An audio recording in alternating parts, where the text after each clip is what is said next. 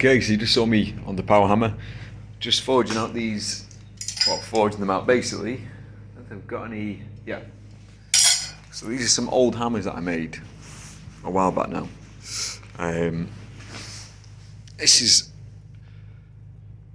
basically, we're like dog head hammers, effectively. And then I was talking to the chap who does a lot of Japanese forging, because this was obviously my attempt at it. He basically explained to me the fundamentals of the Japanese hammers, which is then what led me on to forge this. Still isn't accurate, but it's much better. They obviously use a square hole, which again now I've forged. A slight curved handle, very thin handles they like as well. But you can see all the weight at the back, sopping head, so you could use it as a flat if you wanted. So anyway, those hammers are reforged to make my cutting tools. I've got a flatter, a fuller and die, a flatter there, what's grinding, and then a hot punch tool.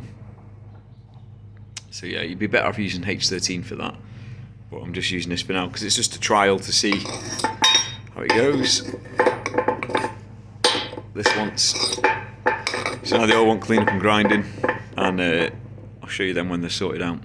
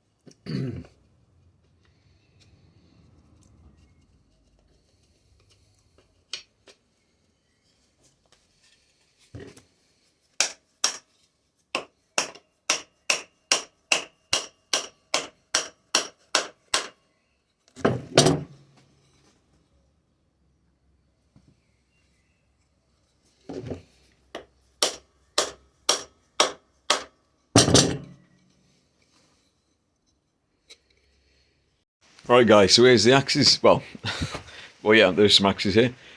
As you can see, the sheaths are nearly finished now. I've just got to make the clasps for them with the monk rivets, and then obviously die them before the edges and everything, so they're all sealed. So they're all stitched now, at least anyway. Stitched and riveted, made to fit.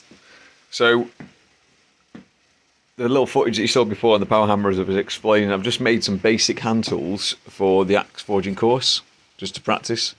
So there's a little flatter here. So basically you put that on the axe head, obviously you strike some, get some to strike. So I need to get I've purchased a handle for this £7 sledge. So I hope that'll arrive next week, you can fit that. We've got a fuller here for drawing out the cheeks and widening the edge.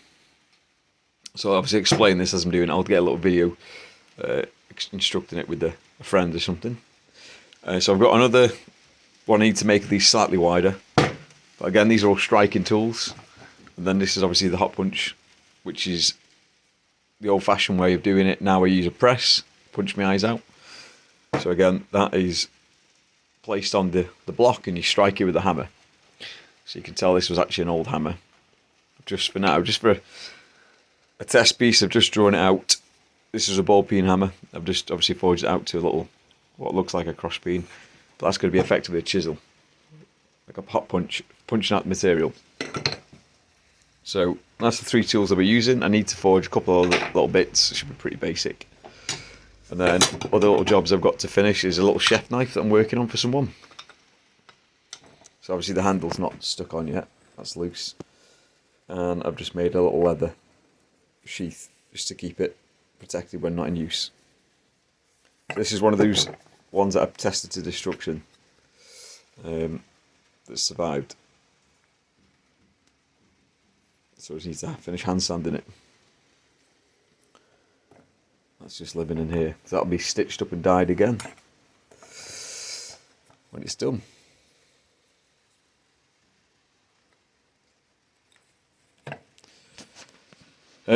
Yeah, so not a great video to be fair, guys.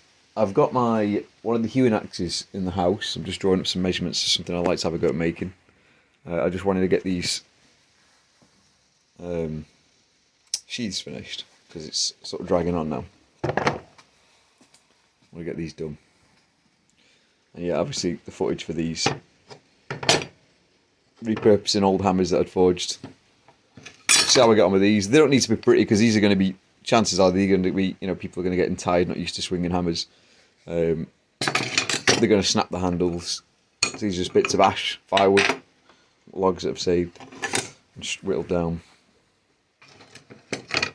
And yeah, ready for a bit of abuse. Oh, and the other thing is this is an old slick that I picked up years ago. And I've just done a little sheath for it. I need to finish stitching up and finish dyeing, obviously. This is a giant slick. You can see I picked up off a friend.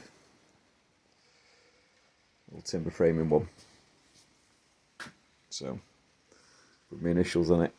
I made a few years ago, but I've just decided to redo it with the rivets and stitching. Okay guys, I will see you in a bit.